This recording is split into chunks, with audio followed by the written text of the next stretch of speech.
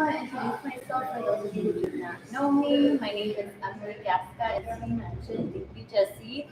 And just a little bit about why we are here, who I am, my journey, and what inspires me and keeps me going every day. So I am an educator. I started off my career as a kindergarten teacher assistant, then I became a teacher. Kindergarten teacher, did that for 13 years, and I absolutely loved it.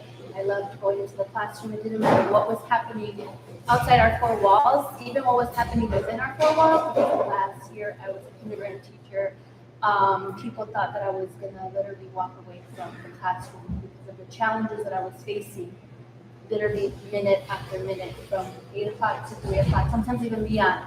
Trying to speak with parents, trying to get parents to know how we can work together to help the students. That was one of the most challenging years of my career. And at the same time, I was already feeling this passion and tug to go beyond the classroom.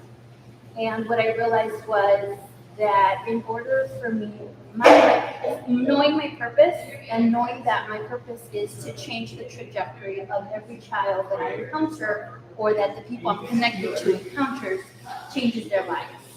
So once I realized how I was able to do it in the classroom, it's time to go beyond, right? And I became a teacher leader and did that for 3 years. So if the impact that I was making was beyond my four walls, it was now at a school building. After that, I started feeling that same kind of like passion to go beyond. So I I'm at a district level, and I became a assistant director for multilingual learners. So I'm a big advocate for students who have special needs because of the last year classroom that I had, and I also have a diverse learner at home. And I'm a big advocate for students who are multilingual and who speak two languages or come from homes that speak two languages. So the purpose and the beauty of it all is that my passion is there isn't enough women, there isn't enough men, but specifically women, and that are Hispanic, Latinos, that come from backgrounds like ourselves. And I want to shift that narrative. I want others to be equipped with the resources, the tools, and most importantly, the mindset that it's going to take to get to those places of influence where shift happens. And through my journey, I have been able to see that many of the things that we as women and Hispanics and being minorities, as you mentioned, just being in minority groups, so many different, some of us two, some of us three, some of us more, because of the different needs that we have. It's important that we have the right skill set and mindset, and that we walk in the confidence, the boldness, and the courage that it takes to know I belong in this seat, I belong in this space, my voice matters, and what I have to contribute is needed. And because of that, I was at a conference not too long ago, and I'm going to share this journey because something shifted in my mind that day, something that was so powerful, and that it took me all these years, 38 years, to realize. And I want you to know that when you're walking in leadership, or you're walking to build something, you're walking to becoming a CEO and just to build an empire, there's certain things that are revealed to us, but sometimes we think it's us. We think it's our fault. We think we need to shrink. We think that we're not good enough. Or all the stuff that we learned as a child come out. So I was at this conference, and I had a mentor a couple years ago. She's a principal. Her name, she's a doctor. She has a whole doctorate, a PhD. And we were at a conference, and I was exiting the classroom, and she was coming into the classroom, and I was so, because as he said, if you see me, if you know me, I'm the type of person that if I see you, I'm like, hey, how are you? Or I'm gonna go out and just say hi, because I'm genuinely happy to see you. Like, it's genuine, right? So that's just a natural reaction I have. So when I saw her coming out, we were all coming out of the classroom. Just imagine a group of people, adults, right, coming out of the classroom, and a group waiting in line to come in, like if we're students, because we were actually in a school building for that conference. And I saw her, and she saw me. But when she saw me, she right away turned around. And instantly, I thought, oh my gosh, why did she do that? Like, I'm going to go run and hug her because she was my mentor. Like, she had an impact on where I am today. But that that shift in her reaction, the way she turned around, threw me off guard. And I just kept walking with the flow. Like I just felt like you just keep walking. Keep walking. Don't turn around. Because I literally wanted to go turn around and hug her, but there was something that didn't let me. So I just kept going. I kept going. And I'm like, why does that happen? Why does that happen? And I have a big relationship with God. Like, so I'm always listening and asking, like, the Holy Spirit, why did that happen? Why was that? Like, why? Like, I wanted a hug. I was so happy to see her. And he, like, literally whispered, she was intimidated by me. And I'm like, and I had to really, because that's not something I think. Naturally, I used to shrink. Naturally, I used to think, I'm not good enough. She's got a whole doctorate. How intimidated by me? Like that's how I see things. So it literally had to take the Holy Spirit to tell me she was intimidated and why. I was dressed up. I worked in a district where I was going to go and present to my to our secretaries, our OCs. So I was going after that to go and present and do a presentation, right? So I was dressed up, formal. I was how I am today. And she was just in regular jeans and regular no makeup. And if you know me, I'm always gonna be. My appearance is important, internally and externally. So wherever I go, wherever I show up, whether it's the grocery store, if I'm home, I'm very intentional about getting ready and showing up for myself. That's just something that I take with me and that keeps me focused because how I feel inside and outside, like it's a reflection. So, and it just really completely threw me off guard because I wasn't expecting that.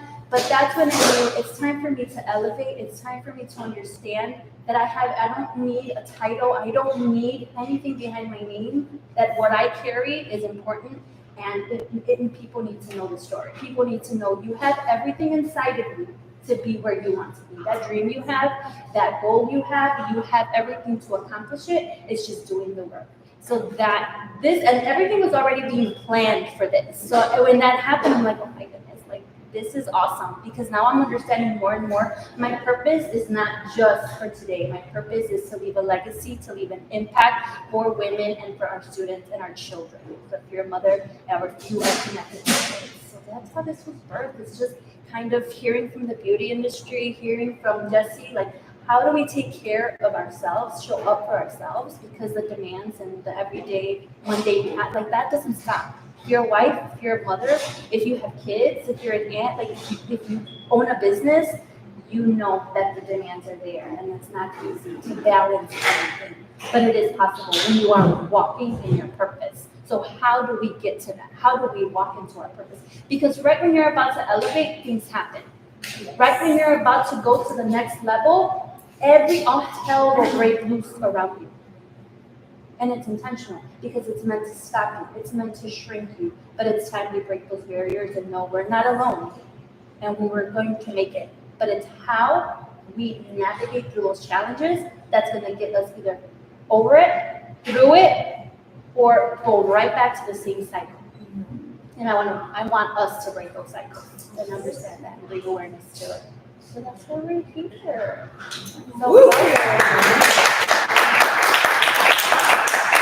So I'm going to introduce Vidi, Selena, and Jesse to come on up.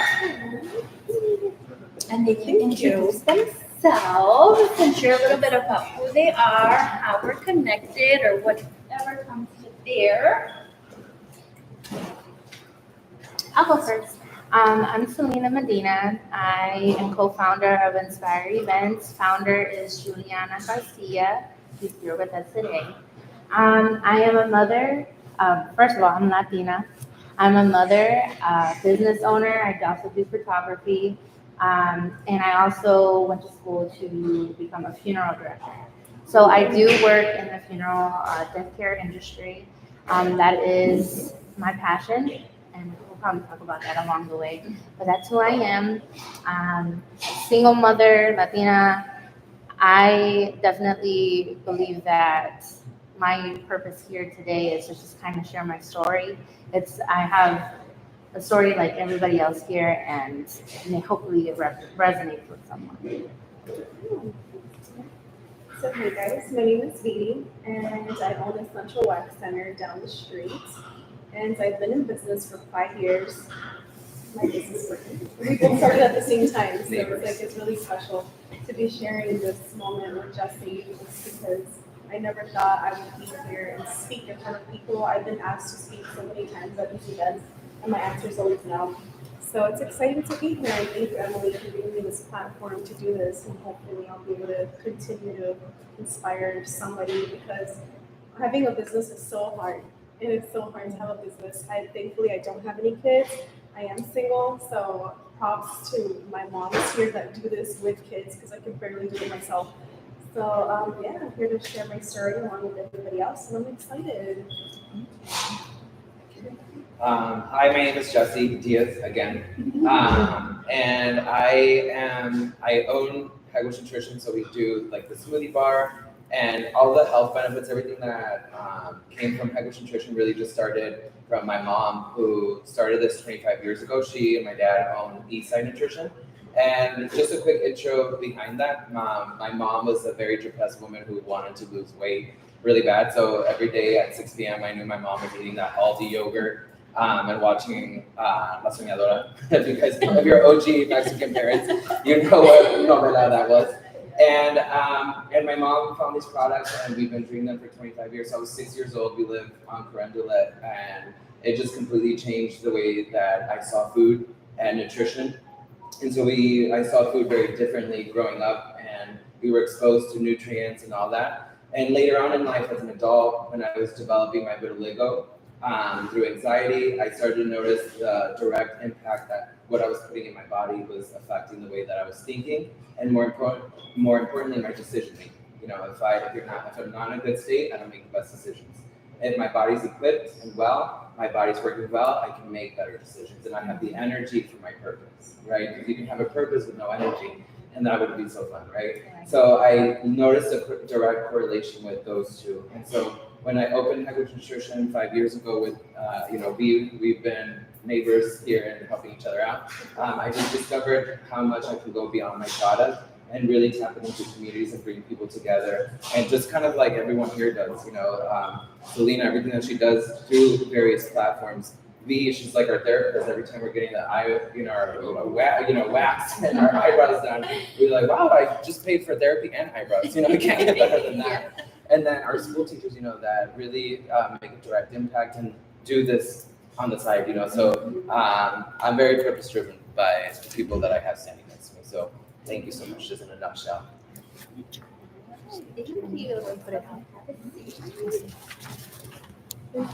I just like. We're going to start with a couple questions and then just give them an opportunity to share and see what I'll have to contribute and just share your wealth of knowledge. That's pretty much what I hope to acquire through this. So one of the questions is, what does walking in your purpose look like for you right now, both in your career and in your personal life? I feel like for me, walking in my purpose right now, it's always a roller coaster. It's like some days I'm okay, some days I'm not okay. Some days I hope I want to do more, but not realizing that I've done enough already. Mm-hmm. So I feel like it's just always up and down. I feel like walking in my purpose is never just like a straight line.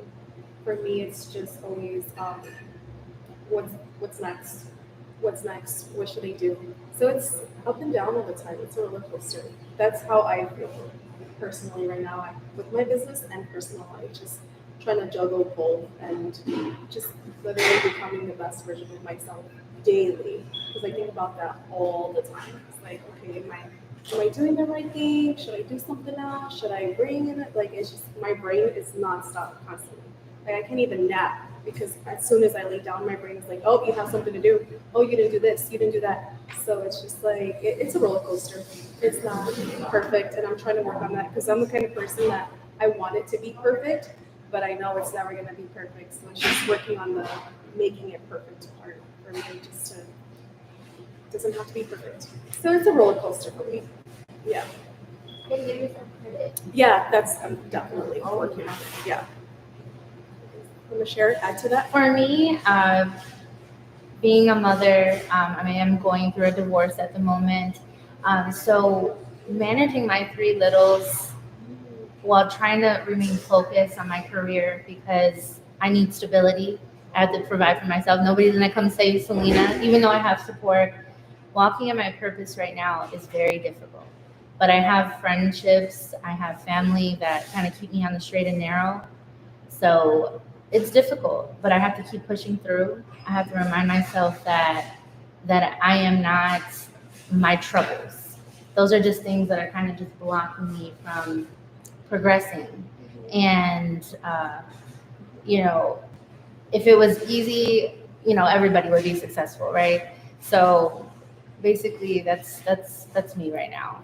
I'm just kind of focused on the goal. The end goal is stability, taking care of my babies, and also filling my own cup with my career and self-care, trying to remain focused on everything. But my purpose is just making sure that as a whole, family, kids, whatever career, as a whole, I'm okay with mind, body, and soul. So. I think I'm kind of like on the same boat. Like I'm relying a lot on my systems. If I'm going through, I was just sharing with my nephew in the mornings. I was like, "How are you?" And then he was like, "Well, I hope he's not watching." But I was telling him, he was like, "Well, I'm trying to, think about he's a college student, his second year in school. And he's like, I'm thinking about my career, I'm thinking about romance, and I'm thinking about the next move." And then I was like, "Oh, that's going to be all the time. Welcome to adulthood.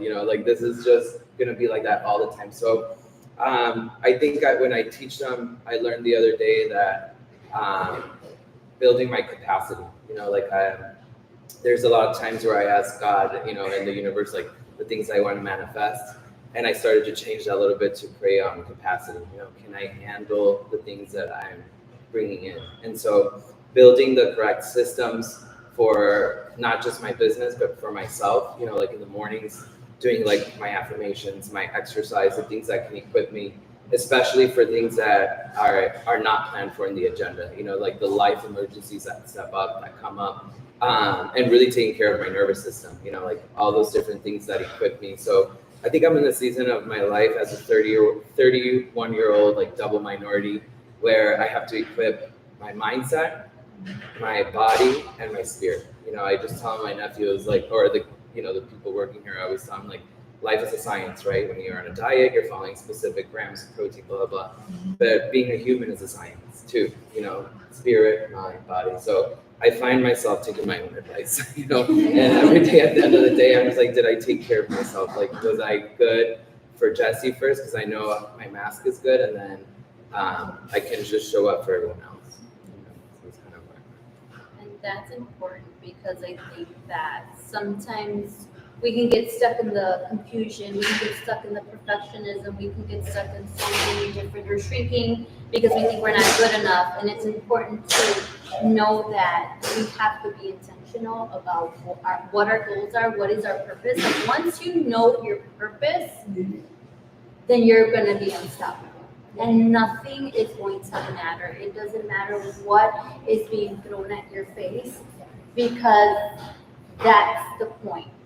Right? The point is that when you're walking in your purpose and you're doing something right to walk to that, think that's when all hell breaks loose. Mm-hmm. So it makes you think, I'm doing the wrong thing, I made the wrong choice. It makes you wonder. So knowing your purpose is so important, and it's a journey, as you have shared, to walk into that purpose and know your purpose. And that's important to also recognize and give ourselves grace, because it's not easy. Especially when, like, women, double minorities, we go through a lot.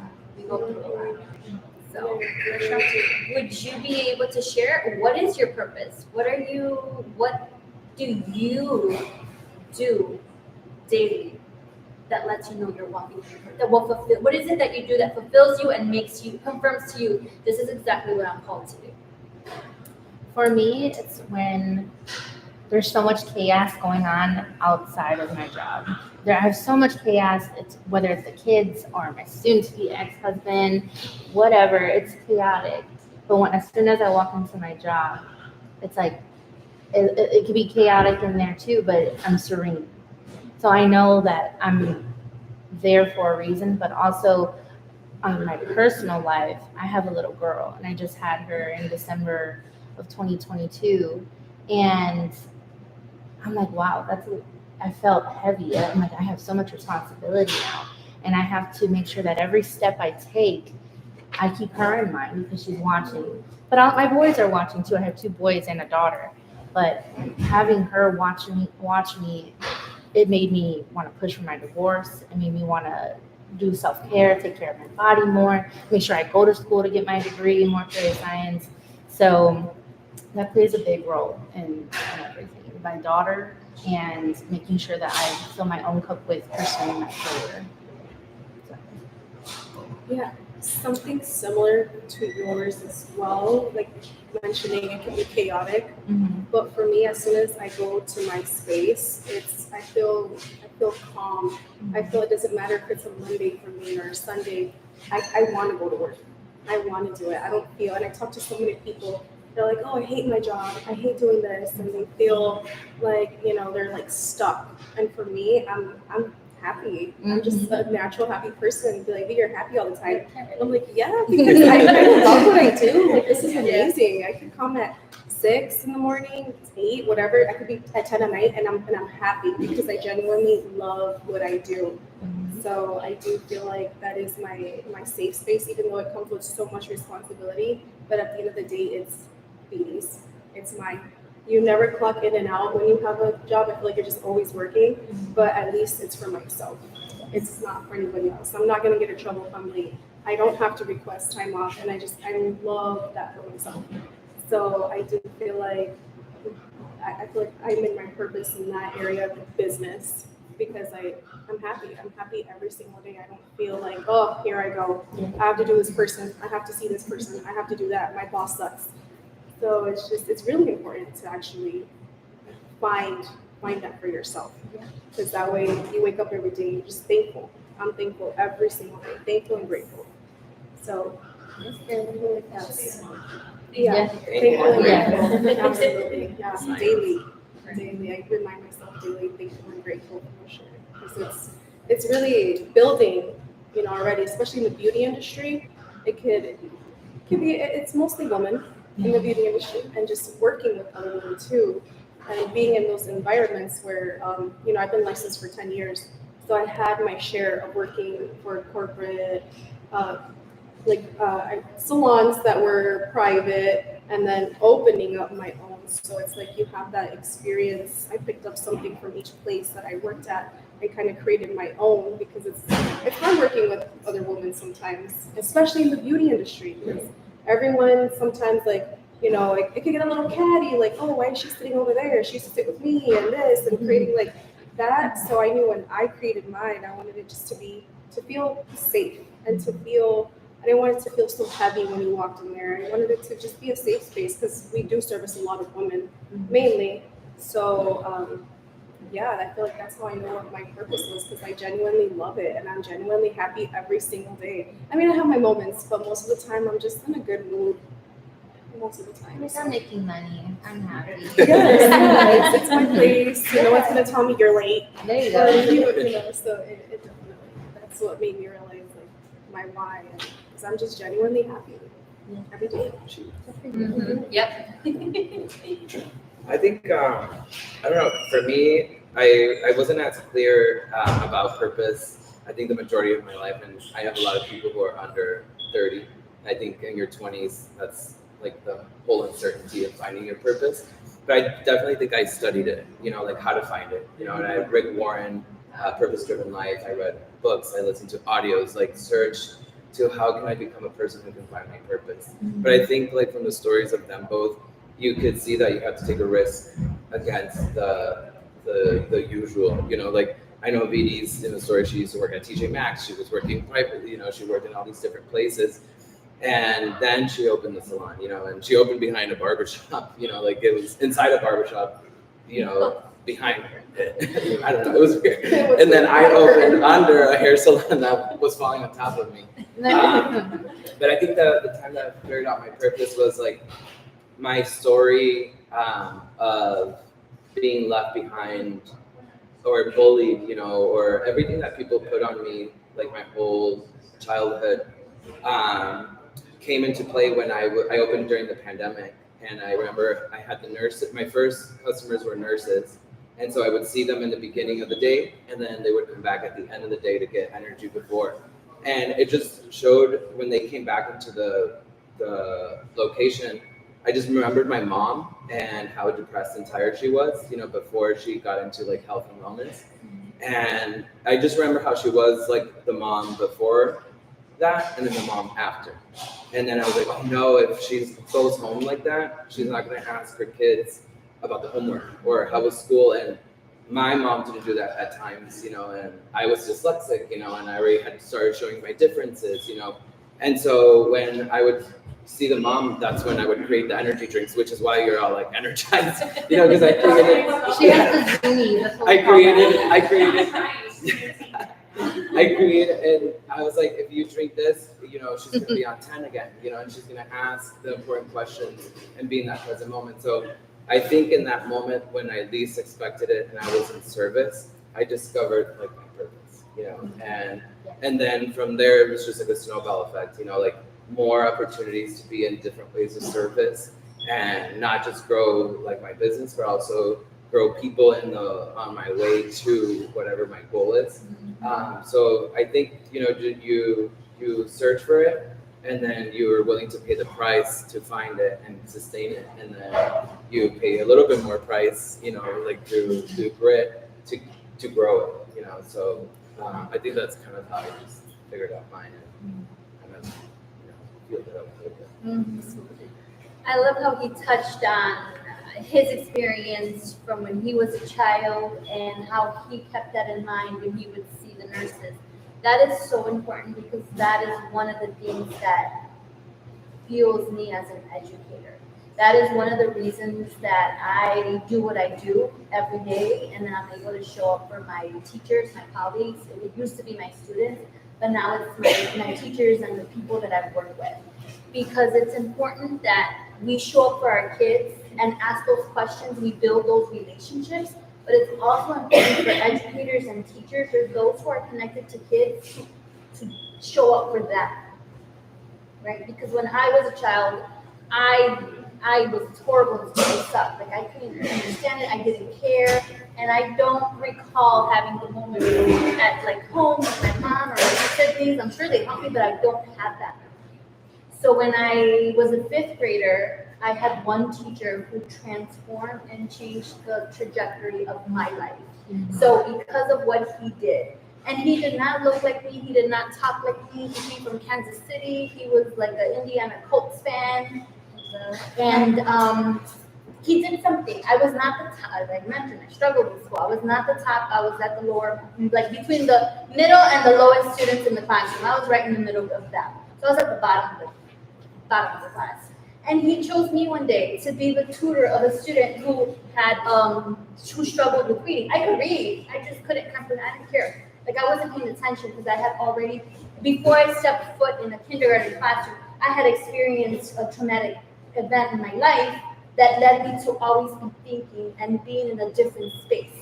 So because of that, it's when I started to tap into my abilities to understand how does the brain work. Why isn't the student able to read, especially the students like Jesse described that were the ones who would fuel me and who I fought with everything inside of me to get them to what they needed, making sure they got the IEPs, making sure they got the services that they needed.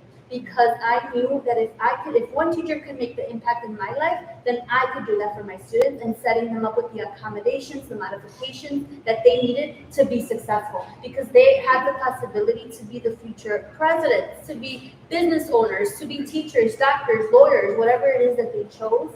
So knowing that, that's one of the reasons why we're connected, because of all the different things that they bring to the table. I always used to tell BD, and I would tell Adi, and I go to my different beauty ladies, I always would say, you guys, your jobs, not jobs, but like your purpose is so important because so many people come to you to feel beautiful. We come in there and our hair may be all messed up. The kids may have been crying because we left them. That, you know, a husband is upset because I'm going to be gone for 5 hours. But I go in there and nothing matters because I know that when I get home, my husband took care of the kids. When I get home, he's going to say how pretty I look. When I get home, you know, none of it matters. So it's like their purpose is so important, and making sure that we never stop doing that and showing up, doing it for ourselves, not for our husbands, not for anybody else, but for ourselves. So I always would tell them, like, your purpose is so beautiful because you're able to beautify somebody and change the way they came in here. You're literally transforming how we look and how we feel because of the interactions that we had, because of just the session and talking. I can go and talk to them about something that may have happened in my career that they're not going to judge me. They're just going to listen. We're going to have a nice conversation, and I'm going to feel better afterwards because I was able to share with somebody. Same thing like with Jesse. We come in here and it's like understanding that your purpose, you could change the trajectory. You could change somebody's day by just how you show up. So I love how you were able to share that. And I know, Selena, you shared how, what was the direct quote? You said that it's the beginning of an end or the ending of a beginning. I don't know, some days I don't even know what's beginning and ending, you know? No, but you're part of that journey for people because you're there. Yes, especially at work with the people who are grieving. They can be angry, but they come to us because they know that we're going to handle their loved one well. They know that they're going to be taken care of, and the ceremonies that we have, the services that we had are for the grieving. So we serve the people too, you know, in all ways. The beauty, we have to do makeup on them, we have to do hair, and just to have, you know, just for them to look at their loved one and say, wow, like she looks beautiful, and like peacefully walk away from your loved one and say goodbye. It's a big thing. Right. Sometimes we don't want to think about it because it's a sad moment, but that's important. That is important, that knowing that somebody is going to, you know, make that memorable last minute with the person's physical body, right? Right. And it's a moment that is going to be treasured. Yes. 100%. Right. So let's see. How do you stay rooted in your calling during the hard seasons and overwhelming seasons? I feel like for me, I love spending a lot of alone time. I'm a big loner. So in a great way, right? Yeah, in a good way, yes, in a good way, not like a depressed person. But I do feel like because I constantly talk to people all day, every day, I feel it does get draining sometimes, especially because we're the first ones that people come with their problems, with their bad news. It's great news sometimes, but seeing and being around so many energies, at the end of the day, I tell Jesse, I'm like, oh my God, turn off the music. I don't want nothing. I don't want to go out. I don't want to talk to anybody. So I do think just spending that alone time for me helps me just come back and just shutting down, and not in a bad way. Just my alone time. It's really important to me. So I do feel like I do love nature. So I love spending time in nature as well. So just spending that time and making sure I'm okay, because that's the only way I can be okay for my clients, for everybody else. So that quality time alone is really, really important to me. And I feel like that's how I root myself and okay, let's prepare for the next day. I can do this again. So alone time, for sure. I like the way that she translated that, because she translated it as like she's taking care of herself in order to pursue her goals. Yep. Whereas for me, I feel like the only way I'm able to stay rooted is by just focusing on the goal. Like whatever I'm going through, whether with a divorce or with my work or whatever troubles I have, it's just that end goal, which is the stability, it's being happy, getting past the troubles, like staying in my career, just being happy overall. It's just the end goal, remembering that this is what I have to do, because I have little people watching me. What I can't give up. That's not even an option, you know? So just, that's currently rooting me right now. I literally I can't fall, because if I fall, I'm responsible for these little people. So that's how I stay rooted. I think I'm a combination, a little bit of everything. I just try to maximize my resources. Whether it's my family, I have a really big support group with them. But I feel like if that wasn't the case, just kind of finding a mentor. And I think it helps me a lot understanding, like having a time of reflection in the mornings to understand the season that I'm in or that I'm about to go in. So when I'm able to do that, it's almost like me planning homeostasis, and just saying like, how am I going to stay afloat during the season because the season's about to come up, and what are the resources? Okay, reading in the morning, therapy scheduled, time, and just really planning for it. And then if it's an emergency where I'm in it, I try to make sure that I'm not self-imposing, like making my battle bigger, because my emotional is not controlled or nurtured. I guess not controlled, but nurtured. So I'm like, okay, my nurturing, because sometimes I could be in this, like my mind is making the big thing, and then I was like, okay, what does that look like without the drama? And that's usually for me, it comes in my meditation and in the presence of God, where I'm able to feel that peace. I'm like, I can't believe I just made my body really feel that. I just came out of the problem, and I'm able to go into a more solution-based, mode. Right. But definitely finding my resources. There's times, there were seasons in my journey where it was therapy every week, and then I designed, goals so that I can pay for a life coach. So I had a life coach, I had a therapist, I had this.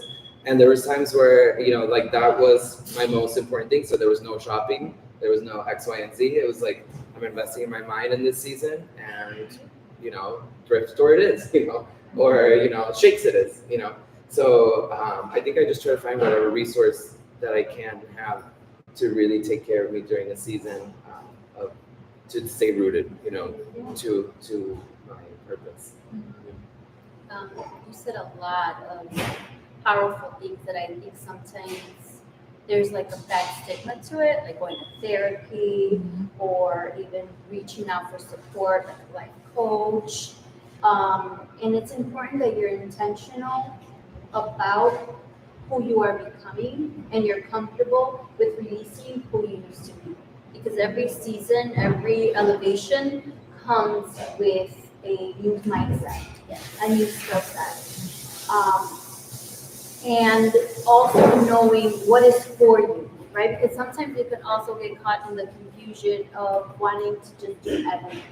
Or thinking I have to do this, I have to take this on, I have to make sure I'm doing this opportunity, if I don't take it on, it might affect me. So it's important to always having that regulated mindset, emotions, and understanding the season that you're in, and knowing that you are not alone. Because sometimes I think especially as women, we feel like it's hard, or we can't let somebody know, we can't reach out because then they're going to judge us. So setting up that time for yourselves is important. And they all touched on self-care looks different for everybody, right? So making sure that we identify what is the self-care that I need without feeling judged, without judging somebody else, because we're all different. We all need different things. And also it's that healing journey that is also key.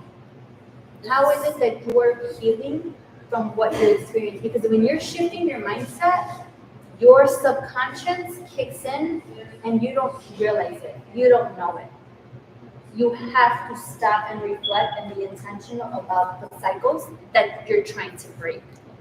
So just keeping in mind, like making sure that you are able to understand what you need in that season, and that you are seeking out the support and the resources, and that it's okay. And it could be a book, it could be reading a book, it could be making sure you spend time self-reflecting and journaling and writing.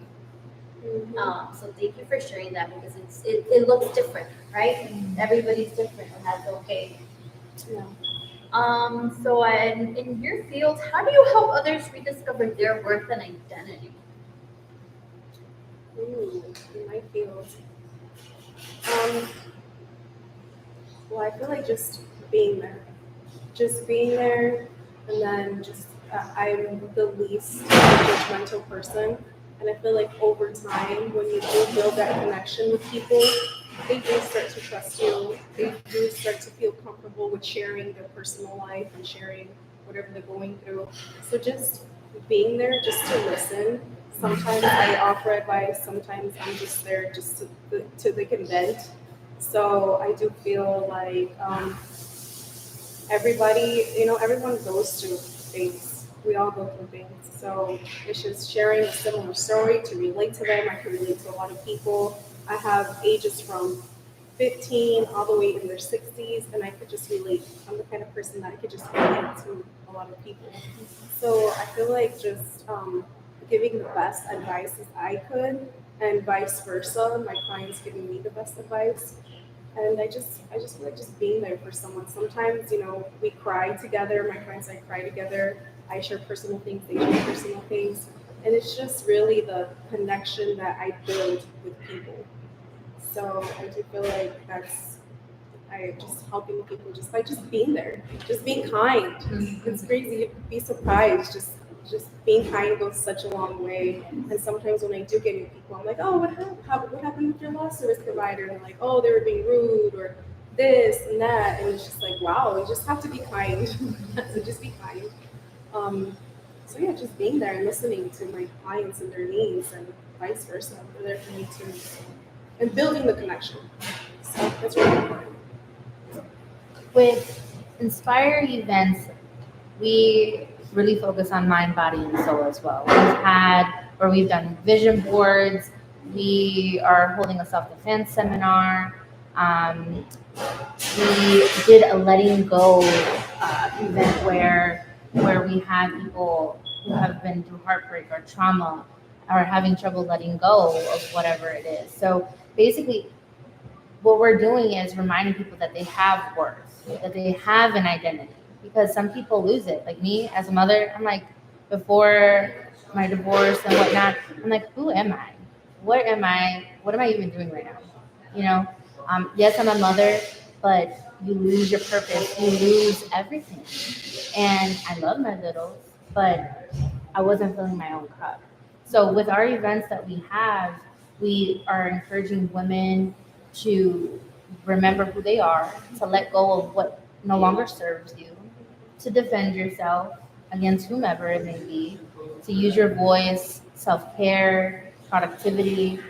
That's really big. So remembering that you do have worth and identity at the end of the day, no matter if you're a mother, no matter what you're going through, is very important. Yeah. I think we here at the shop, we have this thing called the Code of Honor. And so it details for the team members how they should behave and how uppity they should be, how we all scream hello, how we all scream. There's like certain systems that we have to keep the environment alive and the culture, yeah. And it's awesome because I see it in them that they become this identity, so they'll come back and they're like, Jesse, I was at the ice cream, not this one, okay, a different ice cream shop. I was at that I went to an ice cream shop. Yeah, I went to a different place and they didn't say hi to their customer when they walked in, and it just came out of me. And then I told them, I was like, oh, it's because you're becoming this person now, And I was like, here you do it because it's our job, right, our business. But then it matters in the moments when you're in presence of anything, that you, and it came down to me, it was like, oh, I have to exercise this every single day, because when I'm done with work, I'm not done with work because I still have a family, and I had the other day, I had my nephew waiting at my house, and I knew he's a teenage boy, and he's going to talk to me about certain things. And so I was about to open that door, and, because with your family, you're a little bit more lenient. You can lower certain standards, because they're not customers or they're not. And before I turned the doorknob, I just told myself, I'm not done. My job isn't done. I'm not done with that version of myself anyway. So then I showed up and like, okay, what's going on? And then he talked to me about the girl that he met at Lowe's, and then about his GPA and everything. And so I think for me, it's just exercising this version of myself in front of another human being. Like regardless if they're buying something at my shop, it's just if I'm walking down the street, like or I'm at TJ Maxx, this code of honor, code of conduct for myself doesn't stop. And so I think it just enhances what I do here, but I feel like it's a practice behavior that I do that just helps me, bring people to life, even if it's just a simple hello, like you said. Every time I come in, I'm like, oh, he's happy to see me. I am. Right, we think it's just us, right? Now I know. Like it's a code of conduct. Right. No, but I think that's important because, like, that's the same mindset I have when I was a classroom teacher, and it was really hard for me to shift from being a classroom teacher to working with adults. Because children, I work with 5 to 6 year olds. Like, I understood that. I get it. They're so innocent. They're so sweet. They're so kind. They love to show you their abilities. And when they're having a challenging time, like, I would look at them as, how can I support them? What do you need from me as a classroom teacher? How can I show up for you, right? It wasn't like, you should know this. Your mother should have taught you this. Why are you doing that? But with adults, it was like, you're a grown man. And I there were certain things that I'm like, it's common sense. Why can't you do it? Why aren't you doing it? So I had to learn how to see adults the same way I saw my students. And it was a very humbling experience for me because I came in thinking, oh, they got this. They know that. They should be doing this. This is common sense, right? But it wasn't. And when I started to get to build those relationships with the adults, the most resistant and challenging adults, it really taught me how to connect with the people and how to understand them. And at the root of their heart, they meant well. Even though at the surface level, the way they were speaking, the things they were doing didn't match. But I would have never understood that or would unpack that. And my ability to be able to my ability would not have been able to I would not have been as successful as I am if I had not shifted, if I had not taken the time to get to know the people for who they are. The same thing I did in the classroom. I would get to know my students and I would get to know their families. So it wasn't just a teacher-student relationship, it was me and my student and my families. And I had to get comfortable too, because some of the challenging students, the parents were resistant. Even though I was coming and speaking to them in a very kind way, like, hey, maybe don't take him to see that rated R movie because it's affecting him and he's going to be scared. Mm-hmm. And to them, it was like, you're trying to tell me how to raise my child. So I had a lot of parents who were very, very, felt very strongly about the things that I was saying. But then by the end of the year and where they are now in their, down the path, right? That was years ago. They're grateful and thankful because they understood. I'm not trying to teach you. I'm not trying to tell you. I'm not here to judge you. I just know it's affecting your child in school. So I can only imagine at home. And doing the same thing with my colleagues. You really do care about the kids. Yes. Let me help you understand our culture. Let me help you understand how to speak to this parent. Let me show you. Let me walk with you. What do you need from me? And I think that that's important because it's the only way we're going to see the shift we need in our future. Like, our future generations are really in trouble. And if we don't make this awareness, if we don't start building this awareness in the community, what's going to happen, right? Mm-hmm. So I think that as they've all shared and been able to kind of explain how to navigate through the challenges, it's also getting to the root of the problem. And that's a gift that God has gifted me with because of the patience that I have with being able to talk to people without coming off as judgmental, biased, or especially now, being in a district, if you're in education or if you know about education, people at the district level are not live. They see you walking into their building and they cringe. They hate it. Like, what are you doing here? You're coming in here with your checklists. You're coming in here to judge me, and it's I'm breaking that that what is it? I guess that stigma. Yeah, that culture that it's like, no, I'm here to help you. I'm here to get to know what do you need from us. I'm here to bridge that, and I tell my I work specifically with the adults, the school leaders who are with NL students, the ELPTs. I work with them, and I will literally tell them, like, I was just in the school building 3 months ago. I understand what you need, but if you don't communicate with me, how can I help you? How can I bridge that for you? So it's being able to have these conversations and showing up for people in the way that they need you to show up for them, right? Not the way I think, because I'm telling you, I did it and I fell flat because it didn't work. But by the time that our work was done with that community, the gains, and it's attributed to teamwork. It's not an I do. It's not an I led that initiative. It's a team. We do that together.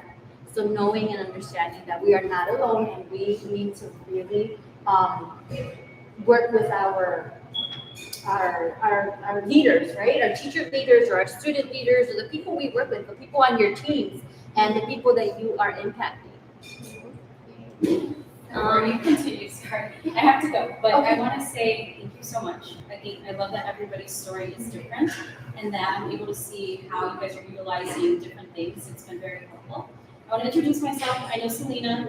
I just met Juliana. My name is Kat Talley. I am also a hypnotherapist. I do Reiki, sound healing, and intuitive guidance. So I'm based, I have an in-office location based in Trinity Healing Center in Highland, Indiana. I'll leave my cards here, and then I'll follow everybody. I already follow you, or Selena, but everybody else, I'll follow you guys. I'm so proud of you. Thank you. Appreciate it. See you back. Thank you.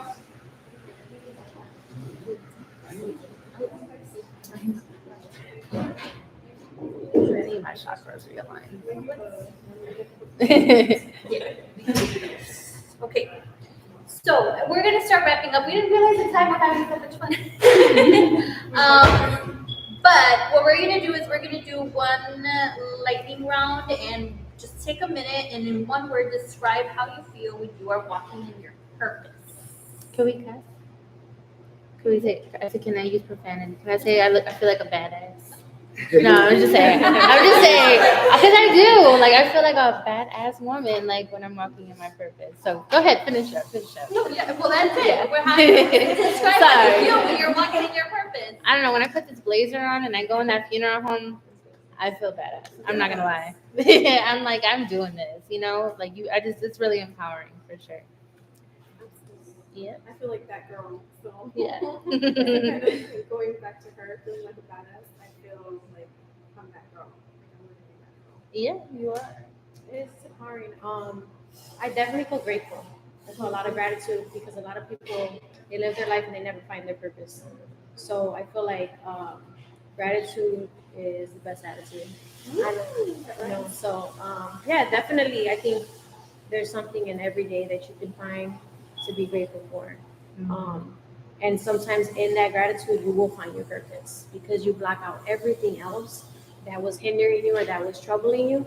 And you take that and you say, okay, like, what can I get out of this? What can I get out of this bad situation? How can I flip it into something that's going to be beneficial for me? So yeah, definitely gratitude. That's what I feel, for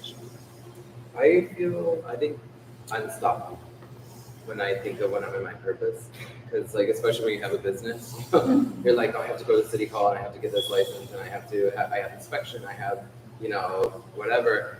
And then when all that conversation is new and you can interpret this in whatever it pertains to your purpose, but there's always something attached to the purpose. And so when I'm going through something like that, I just like, I'm on purpose, so it's supposed to work out. Yeah. So I could be going through a challenge, but I was like, I'm in purpose, so this is gonna work out regardless because this is what I'm here to do. So I'm supposed to go through this, and it's gonna pass. Yes, absolutely. Yeah, that is important. So is there maybe a quote, mantra, Bible verse that keeps you grounded? Mine is live in the moment. That's my motto for everything. Just live in the moment. Because I feel like sometimes when we sit and think about the future, you're just gonna stress yourself out, and it's out of your control, right? So just live in the moment. Is my motto.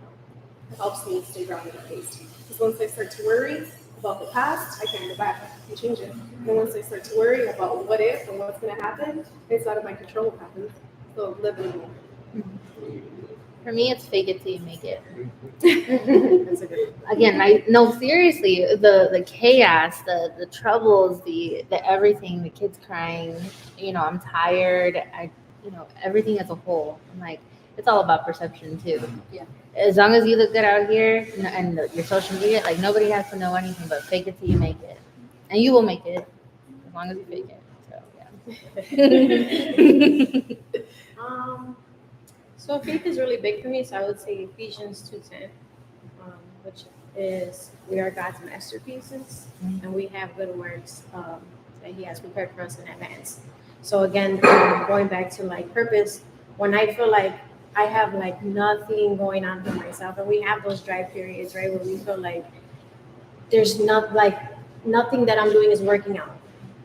We have that planned in advance for us. We're not meant to worry about tomorrow. So I would say Ephesians 2:10 for sure.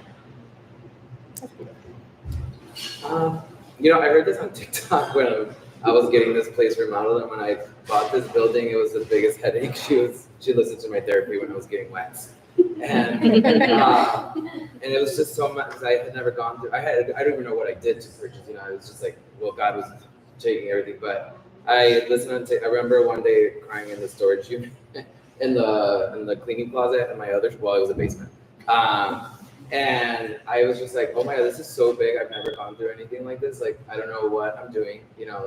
Everything sounds really expensive. I don't know what the contractors are doing. Like, they're talking to me. I have no idea what they're saying. And I saw this quote on TikTok, this girl saying how this mantra worked for her. And she would say, everything always ends up working out for me. Yes. So then I just started saying that all the time, and it did.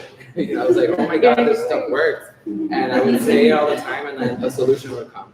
And a problem would come, and then I was like, oh, everything ends up working out for me. And then it was just going back to back, and it was working. So I just don't think I ever let it go. Like, I just always say, everything ends up working out for me.